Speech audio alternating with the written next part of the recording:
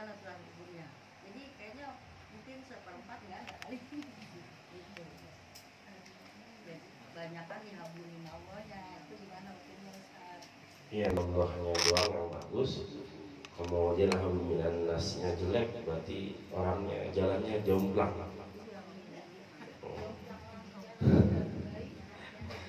Ya, bincang. Ya. Karena tadi yang setengah dapat, yang setengahnya kagak. Ya. Apalagi bahwasanya tadi amal ibadah kita bisa habis ya gara-gara kita nggak bisa berbuat baik sama orang. Ya. Jadi pahala kita akan habis. Ya, yang namanya dosa kepada manusia itu ya kita kudu minta maaf dulu sama dia. Ya kalau kita udah pernah memfitnah dia, ya kalau udah pernah nyakitin dia, ya walaupun kita minta maaf sama Allah, minta ampunan sama Allah, itu nggak bakal diampunin sama Allah sebelum kita minta maaf dulu sama saudara kita, sahabat kita, orang yang pernah kita sakitin. Ya begitu juga kalau kita pernah ambil hartanya, ya walaupun kita tahajud tiap malam, ya puasa setiap hari, itu dosa itu akan tetap ada.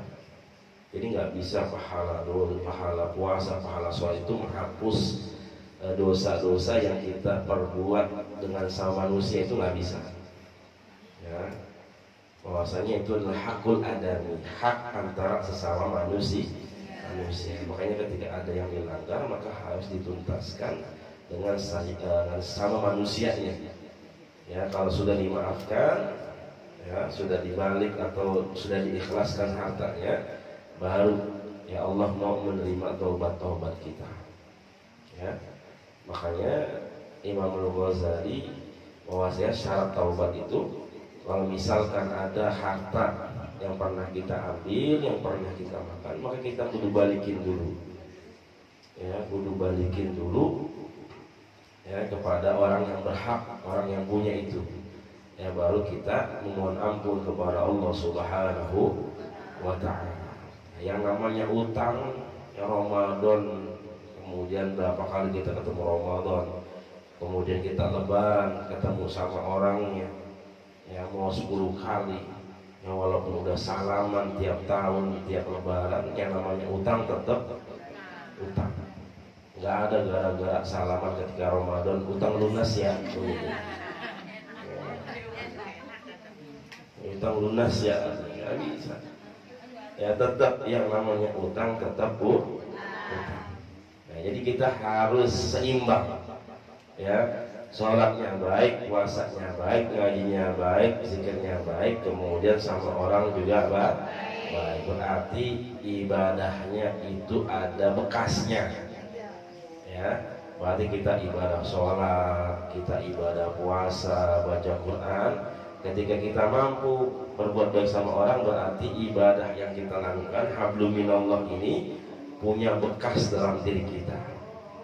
Ya, karena kita bisa berbuat baik ya kepada sesama kita. Tapi kalau kita udah sholat, puasa, baca Quran, hadir di majlis, tapi masih suka gangguin orang, suka dengki sama orang, ya suka hasut sama orang, ya suka ngurusin orang, ya ngurusinnya yang begitu, ya saudaranya, tetangganya beli kulkas, dia yang kepanasan gitu ya. Ya. Apaan aja digangguin ya. Kalau mengurusin orang sekalian urusin utangnya, ya, listriknya, bayaran anaknya, itu nggak apa-apa. Ya, kalau dia nggak bisa membangun hablum minan nas, berarti ada yang salah dalam ibadahnya. Ya, sholatnya berarti dia hanya sekedar sholat doang, yang penting gua sholat. Ya, tapi nggak pernah membekas sholatnya di dalam dirinya, nggak bisa merubah dirinya. Ya, bacaan Qurannya yang penting saya baca, tapi nggak pernah kita bisa pahami. Ya, na'udzubillahi min dzalik.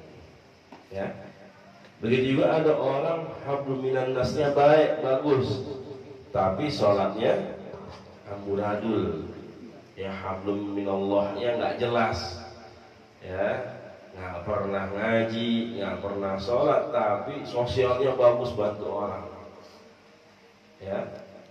Nah itu juga salah, ya karena apa? Bahwasanya kita beribadah itu kan karena Allah Subhanahu wa Ta'ala. Kita mengharapkan ridho Allah, rahmatnya Allah Subhanahu wa Ta'ala.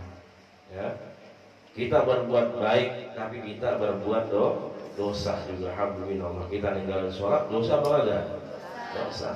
Ya, kita nggak puasa yang wajib, dosa. Ya, jadi pahala nih, kalau kita dapat pahala dari hablum minan nas, maka itu akan dihapus, ya, akan termakan dengan dosa-dosa kita yang kita lakukan, yang kita kerjakan, ya pada hablum minallah, seperti itu. Jadi harus sinkron, ya harus seimbang antara hablum minallah kemudian hablum minannas. Jangan kita mikirin diri kita sendiri. Yang penting saya bisa makan, ya. Yang penting saya bisa sholat, biarin